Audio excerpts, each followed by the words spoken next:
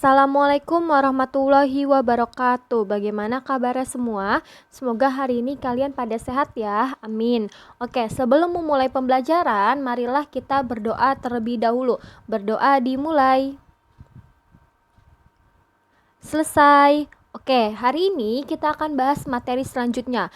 Pertemuan sebelumnya kita sudah bahas tentang pertumbuhan vegetatif, lalu pertumbuhan generatif, dari pembuahan sampai penyerbukan. Nah, hari ini kita akan bahas tentang perkembangan biji. Nah, hari ini kita akan bahas tentang perkembangan biji. Nah, biji ini dia terjadi sebelum adanya pembuahan. Nanti berasal dari bakal biji. Nanti si bakal bijinya ini dia akan berkembang menjadi biji dan nanti akan adanya bakal buah yang akan berkembang menjadi buah. Nah, biji ini dia terletak di dalam buah. Nanti si bijinya ini akan berkembang dan tumbuh menjadi individu baru atau menjadi tumbuhan baru. Nah, di dalam biji ini ada dua tipe, ada biji dikotil dan ada biji monokotil. Apa bedanya? Nah, kalau biji dikotil itu dia adalah biji yang berkeping 2, sedangkan kalau biji monokotil itu adalah bijinya berkeping 1. Nah, di dalam biji ini dia si embrionya ini dikelilingi yang namanya adalah kotiledon dan endosperm.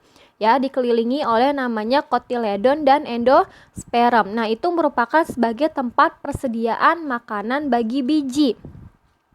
Oke, selanjutnya nanti si embrio dari persediaan makanannya itu dibungkus oleh yang namanya selaput biji. Nah, selaput bijinya ini nanti dia akan melekat dengan yang namanya kotiledon. Nanti dia akan melekat yang dengan namanya adalah kotiledon.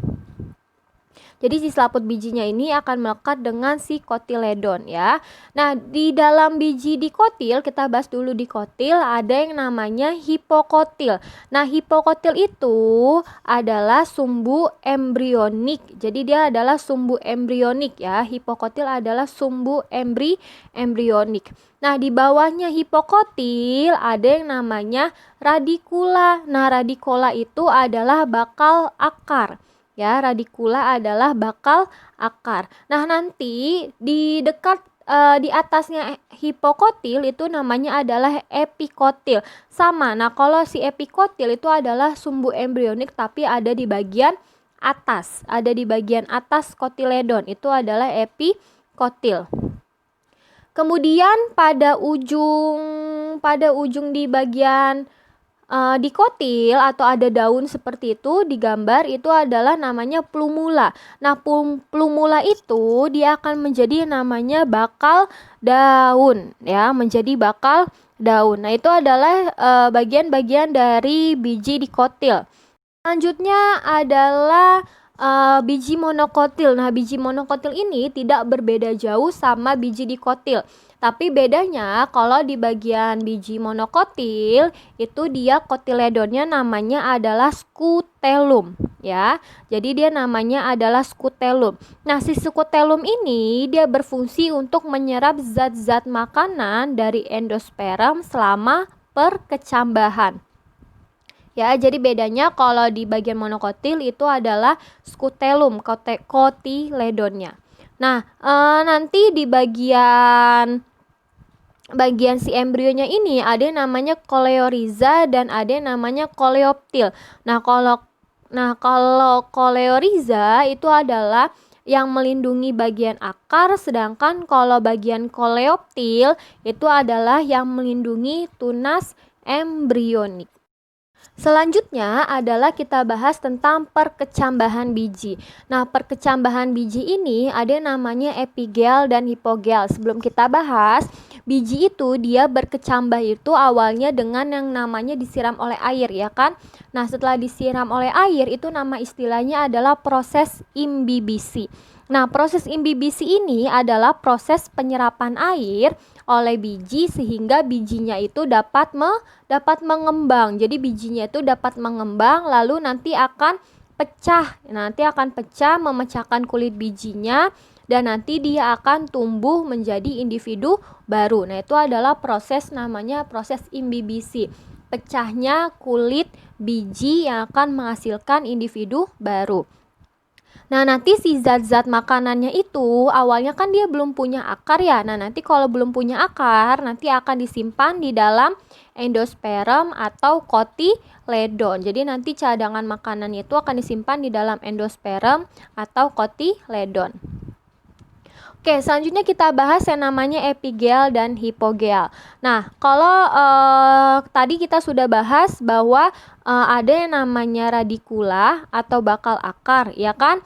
Nah, nanti si bagian radikulanya itu, nanti si bagian hipokotilnya itu dia akan tumbuh dan mendorong si epikotilnya itu dan kotiledonnya itu ke atas permukaan tanah. Nah, nanti selanjutnya si plumula yang terletak di ujung epikotil akan berkembang menjadi daun pertama. Nanti si daunnya ini adalah berfungsi untuk fotosintesis ya. Selanjutnya kalau dia sudah muncul daun, nanti si kotiledonnya itu dia akan layu dan rontok dari biji karena cadangan makanannya itu sudah habis ya, sudah tidak ditampung lagi oleh si kotiledon.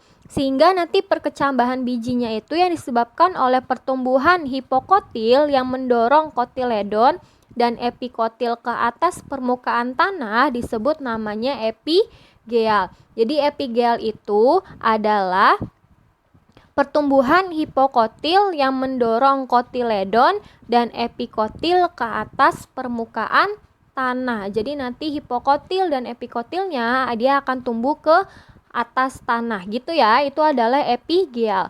Berbeda dengan namanya hipogel. Nah, kalau hipogel si epikotil bijinya itu dia tumbuh memanjang dan kemudian menembus ke permukaan tanah sehingga si hipokotil dan kotiledonnya itu tetap berada di dalam tanah ya. Jadi hipokotil dan kotiledonnya itu tetap di dalam tanah. Nah, itu namanya adalah hipogel. Jadi beda ya.